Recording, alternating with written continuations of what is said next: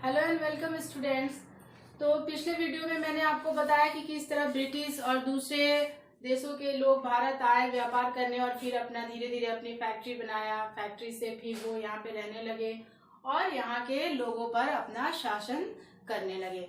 और उसके बाद उन्होंने 190 साल तक 190 ईयर्स तक वह यहाँ के लोगों को शोषित एक्सप्लॉइट करते रहे हैं। तो जब यहाँ के लोगों को लगने लगा कि हमारा बहुत ज्यादा शोषण हो रहा है, तो वो उन्हें कैसे पता चला किन कारणों से वो डिससेटिस्फाइड हुए ब्रिटिश से। डिससेटिस्फैक्शन अमंग इंडियंस, भारतीयों को ऐसा क्यों लगने लगा कि अब हमें ब्रिटिश को यहाँ से भगाना चाहिए। तो 1857 में पहला फर्स्ट वॉर ऑफ इंडिपेंडेंस शुरू हुआ, जिसको बोलते हैं सिपाही म्यूटनी और सिपाही विद्रोह भी। तो उसके पहले ऐसा क्या हुआ जिस कारण भारतीय जो थे, इंडियंस जो थे, उनको ब्रिटिश के प्रति डिससेटिस्फैक्शन हुआ। तो मैं आपको यहाँ पे एक कहानी सुनाती हूँ, भैंसे और मगरमच्छ की कहानी। एक बार बहुत सारे भैंस जो थे, उन्हें एक नदी थी और उन्हें एक नदी से उसके दूसरे किनारे से दूसरे किनारे जाना था और उन्हें नदी में कुछ लकड़ी जैसा दिखाई दिया।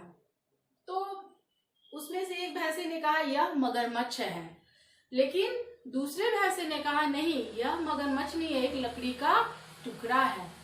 फिर दोनों आपस में डिसाइड करने लगे कि नहीं। तो तीसरे भैंसे ने कहा कि आप इस पर कुछ पत्थर मार के देखो, पत्थर डालो इस पे, फिर पता चलेगा कि यह क्या है। तो बहुत सारे भैंसों ने उस पे पत्थर मारना शुरू किया, कुछ पैर रख के देखना शुरू किया। एक पैर रखता उसके शरीर पे, उसमें कोई भी, वह जो लकड़ी का टुकड़ा जिसे समझ रहे थे, उसमें कोई भी एक्टिविटी नहीं हो रही थी। तो उनको अब लगने लगा, भैंसे को लगने लगा कि यह जो लकड़ी है, यह जो कोई भी वस्तु, कोई थिंग है, यह लकड़ी ही है, क्योंकि जब इस पे पत्थर डाल रहे हैं, कुछ डाल रहे हैं, तो इसमें कोई भी रिएक्शन नहीं हो रहा है। तो सभी भैंसे धीरे धीरे करके उस पे चढ़ते और मगरमच्छ उसको पानी के अंदर लेके चला जाता था। तो उसी तरह से ब्रिटिश जो है धीरे धीरे यहाँ पे रहने लगे और उन्हें जब ये पता चल गया कि यहाँ के जो भी राजा है, जो भी रूलर्स है, उनमें यूनिटी नहीं है, तो वो क्या करने लगे, डिवाइड एंड रूल का पॉलिसी अपनाकर यहाँ पे शासन करने लगे और जाति और धर्म के आधार पर यहाँ के लोगों को बांटने लगे। तो जैसे जैसे यहाँ के लोगों को, कुछ लोग जो वेल डेवलप्ड होते गए, जिन्होंने पढ़ाई करनी शुरू की, या जो वेस्टर्न एजुकेशन या जो दूसरे एजुकेशनिस्ट थे, उन्हें ये लगने लगा कि जो ब्रिटिश है वह हमारा शोषण कर रहे हैं। और किस तरह का वो शोषण करने लगे, इकोनॉमिक, उसको शॉर्ट में हम लोग पॉलिटिकल, इकोनॉमिक और रिलीजियस एक्सप्लॉइटेशन बोलते हैं। तो क्या रीजन थे, पॉलिटिकल रीजन थे, इकोनॉमिक रीजन थे और रिलीजियस रीजन थे।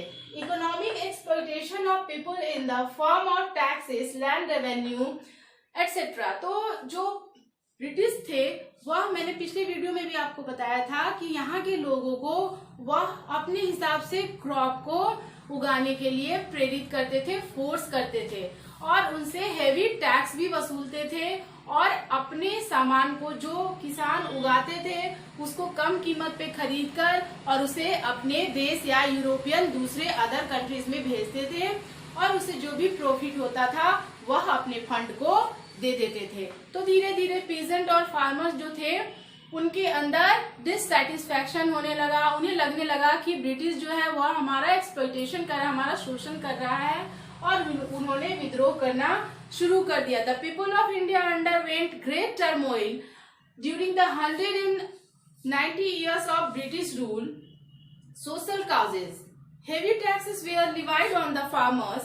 They were forced to grow cotton and indigo. Cotton तो सभी लोग जानते हैं और इंडिगो क्या होता है, एक डाई होता है ब्लू, जो वहाँ के नील जिसको बोलते हैं। तो उस समय फैक्ट्री में कपड़े को कलर करने के लिए जो फैक्ट्री में लोग मजदूर काम करते थे या हॉस्पिटल में जो नर्सेस और डॉक्टर काम करते थे, उनके कपड़े को डाई करने के लिए, कॉटन व्हाइट कपड़े को डाई करने के लिए इंडिगो का इस्तेमाल करते थे और उसी को वो विदेश भेजते थे, दूसरे देशों में भेजते थे। The raw material were taken from India and the finished goods were brought from England and sold in India at a higher price. और जब वही कपड़ा कलर होके भारत आता था तो उसका कीमत भारत का ही कपड़ा होता था और भारत का ही नील होता था, लेकिन वह उसको अपने देश ले जाते थे रॉ मटेरियल कच्चे माल, और वहां से टेक्सटाइल मिल में कपड़ा तैयार करके भारत लाते थे और उसको अधिक कीमत पर बेचते थे. This post Indian to poverty. Poverty means निर्धनता, गरीबी. और इस कारण भारत के जो किसान थे, जो पीजेंट, जो फार्मर्स थे, वह गरीब होने लगे और उन्होंने इसका विद्रोह करना शुरू किया, रिवॉल्ट करना शुरू किया. Indian artisan and weavers were affected by the flow of mill-made products from England. These machines-made products were cheaper than the Indian products. Indian industry started having heavy losses and many had to close down. Lakhs of people were unemployed. Moreover, the British neither allowed to Indian to open mills and factories, nor trade in things of their choice. This led to the downfall of Indian industry. और जो भारत के जो बुनकर थे, जो घर में handloom पर कपड़ा बनाते थे, चरखा पर जो कपड़ा बनाते थे, खादी के जो वस्त्र बनाते थे, वह मोटा होता था, भारी होता था. और विदेश से जो टेक्सटाइल मिल से, जो फैक्ट्री से, मिल से जो कपड़ा बन के आता था, वो पतला होता था और उसको यहाँ कम कीमत पे बेचना शुरू किया, जिससे जो वीवर थे और जो हैंडलूम में काम करने वाले वर्कर्स थे, वह उनका काम बिल्कुल खत्म हो गया और वह बेरोजगार होने लगे. और भारत में ब्रिटिश फैक्ट्री भी खोलने, मिल भी खोलने नहीं दे रहा था, जिस कारण यहाँ के लोग ब्रिटिशों का विद्रोह करना शुरू कर दिए. पॉलिटिकल कॉजेस क्या था? Various policies were made by the British. Introduction of doctrine of lapse and subsidiary alliance. जैसा कि मैंने कहानी अभी आपको बताया था कि कैसे वह भैंस लकड़ी, मगरमच्छ को लकड़ी समझ के उस पर चढ़ना शुरू किया, तो ब्रिटिश ने डॉक्ट्रिन ऑफ लैप्स और सब्सिडरी अलायंस का इंट्रोडक्शन किया. उन्होंने इस तरह से इसे इंट्रोड्यूस किया कि ब्रिटिश के सामने भारतीय जो रूलर थे वह अपने आप को कमजोर समझने लगे और उन्हें टैक्स देते थे अपने को दूसरे रूलर से बचाने के लिए. और धीरे धीरे ऐसे करके ब्रिटिश ने दूसरे राज्यों, छोटे छोटे राज्यों को अपने अंडर में करके और पूरे देश पर अपना शासन शुरू कर दिया. Various policies were made by the British to bring Indian territories under their control. This led to discontentment among Indian rulers. One such policy was doctrine of lapse. It was introduced by Lord Dalhousie. Lord Dalhousie ने doctrine of lapse को introduce किया और इस policy में ऐसा था कि अगर कोई राजा, कोई रूलर अपने किसी बेटे के बगैर, अगर उसे कोई बेटा नहीं हो और वो मर गया, तो उसकी जो संपत्ति, उसका जो राज्य था, वह ब्रिटिश के कंट्रोल में चला जाता. इसी तरह अवध के राजा थे, अवध के रूलर थे, उन्होंने ब्रिटिश के सामने अपने आप को वीक समझा और वह युद्ध नहीं कर सके. और इस तरह से सबसे पहले जो है अवध ऐसा स्टेट था जो ब्रिटिश के कंट्रोल में डॉक्ट्रिन ऑफ लैप्स के थ्रू चला गया था. बाद में स्टेट ऑफ झांसी, सतारा, नागपुर और बहुत सारे स्टेट जो है डॉक्ट्रिन ऑफ लैप्स के वजह से दूसरे, अगर कोई हायर नहीं होता, कोई सन नहीं होता था, तो ऐसे राज्य को ब्रिटिश अपने कंट्रोल में कर लेते थे. और इससे भी जो इंडियंस थे वो डिससेटिस्फाइड हुए और उन्होंने रिवॉल्ट करना शुरू किया. Interference in the social and religious life of people also made Indians to turn against the British.